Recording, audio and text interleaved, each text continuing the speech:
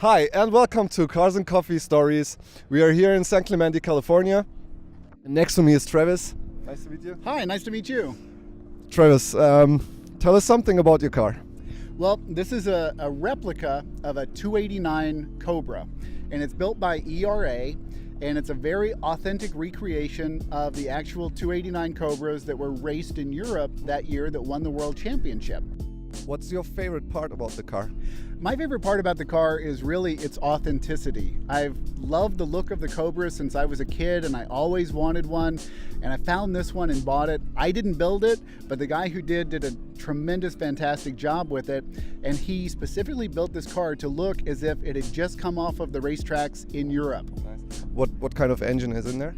It has a 351 Windsor, and there's nothing really too trick or radical about it. It has about 400 horsepower, which is more than enough for a car that weighs about 2,000 pounds. Wow. Do you go on a racetrack or is just cruising around? I just cruise around and have fun in it and try to look good. So where's your favorite spot? Is there a certain road you would like to go? Well, I live in San Clemente, and so nice. PCH and all the roads around here, the weather is just so good. It's January right now, and you can drive it with the top down, no problem. Nice. You listen to certain music, or it's the music from the engine? It's the music from the engine. There's no radio, there's no airbag, there's no creature comfort whatsoever.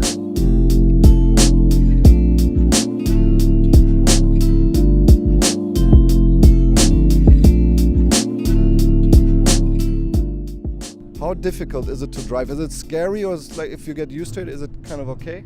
Well, you get a tremendous sense of speed. And I get on the road and I hear the rumble from the side pipe and the wind in my hair, and it's just, it's so low to the ground and you feel like you're going so fast. And then you get passed by a minivan and you realize you're not really going that fast, but you feel like you are. So I don't drive like a maniac. I just enjoy cruising around town. So this is obviously not your daily driver?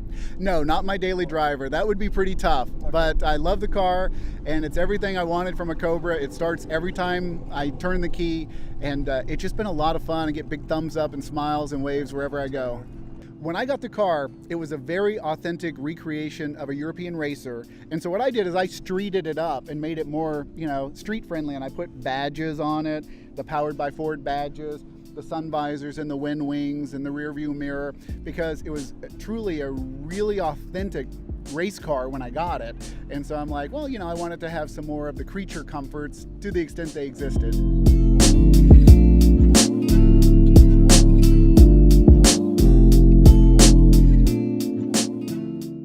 I think it's funny because it shows what they were like back in the day, that you could buy the street model, or Shelby would build the race model for you for a whopping $6,200. I was recently at the Shelby American Collection in Boulder, Colorado to look at the real race cars from the era.